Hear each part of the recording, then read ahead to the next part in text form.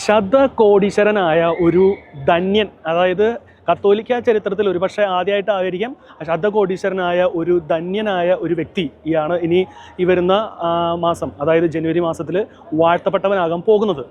Andrew Henry Shah എന്നാണ് അദ്ദേഹത്തിൻ്റെ പേര്. നമുക്ക് അതിനെപ്പറ്റി കൂടുതലായിട്ട് എഫ്രൈം കുന്നപ്പള്ളി അച്ഛൻ ഇതിനെപ്പറ്റി പറയുന്നതായിരിക്കും. ഇവിടെ നമ്മൾ കണ്ടേക്കുന്ന എൻട്രിക് ഹെൻറിക് ഷാ എന്ന് പറഞ്ഞ അർജന്റീന ബ്യൂണസ് ഐറസിലെ കോടീശ്വരനാണ്. അർജന്റീനയിലെ ഏറ്റവും വലിയ കോടീശ്വരനായിരുന്നു അദ്ദേഹം ജീവിച്ചിരുന്ന കാലഘട്ടങ്ങളിൽ. നല്ല ബിസിനസ് ഉദ്യോഗസ്ഥനായിരുന്നു. തൻ്റെ ബിസിനസ് മേഖലകളിലെല്ലാം അദ്ദേഹം നീതിയും ന്യായവും പുലർത്തി മറ്റുള്ളവർക്ക് വേണ്ടി നീതി ന്യായവും പുലർത്തുവാൻ വേണ്ടി അവരെ ബിസിനസ് പ്രവർത്തകർക്ക് വേണ്ടി ഒരു സംഘടന സംഘടിപ്പിച്ചു. ACDE എന്നാണ് ആ സംഘടനയുടെ പേര്. അപ്പോൾ അതിൽ പ്രാർത്ഥനാ നിർഭരമായിട്ട് ബിസിനസ് മേഖലകളിൽ എങ്ങനെ അവർക്ക് വിശുദ്ധരായി ജീവിക്കാമെന്ന് അദ്ദേഹം ക്ലാസ്സുകൾ നയിക്കുകയും അവരെ കൂടുതൽ ദേവാലയത്തിലേക്ക് പരിശുദ്ധ കുർബാനയിലേക്ക് അടുപ്പിക്കുകയും ചെയ്തു. അദ്ദേഹത്തിൻ്റെ ആദ്യ ജീവചരിത്രം ഇംഗ്ലീഷ് ജീവചരിത്രം എഴുതാൻ എനിക്കാണ് ഇടവരുത്തിയത്.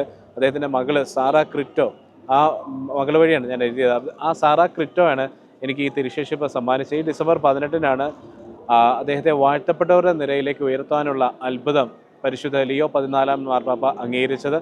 അദ്ദേഹത്തിൻ്റെ തിരുശേഷിപ്പാണ് നമുക്ക് കാണാൻ സാധിക്കുന്നത്. ഷർട്ട്, അതോടൊപ്പം തന്നെ അദ്ദേഹത്തിൻ്റെ ടൈ, അദ്ദേഹത്തിൻ്റെ ശവപ്പെട്ടിയുടെ അംശം. നമുക്കറിയാം കോടീശ്വരൻ ആയതുകൊണ്ട് ഏറ്റവും പ്രാധാന്യം അർഹിക്കുന്നത് അദ്ദേഹത്തിൻ്റെ പേഴ്സിന് തന്നെയാണ്. ആ പേഴ്സിൻ്റെ ഒരു അംശവുമാണ് സാറ ക്രിറ്റോ എന്ന അദ്ദേഹത്തിൻ്റെ മകള് നമുക്ക് നൽകിയിരിക്കുന്നത്. ഈ കാണുന്നതാണ് അദ്ദേഹം. എൻട്രിക് ഹെൻറിക് ഷാ എന്നാണ് അദ്ദേഹത്തിൻ്റെ പേര്. പരിശുദ്ധ ഫ്രാൻസിസ് മാർപ്പാപ്പയാണ് അദ്ദേഹത്തിൻ്റെ നാമകരണ ചടങ്ങിന് ബ്യൂണസ് ഐറസിലെ ആർച്ച് ബിഷപ്പ് ആയിരുന്നപ്പോൾ അതിന് ചുക്കാൻ വഹിച്ചത്.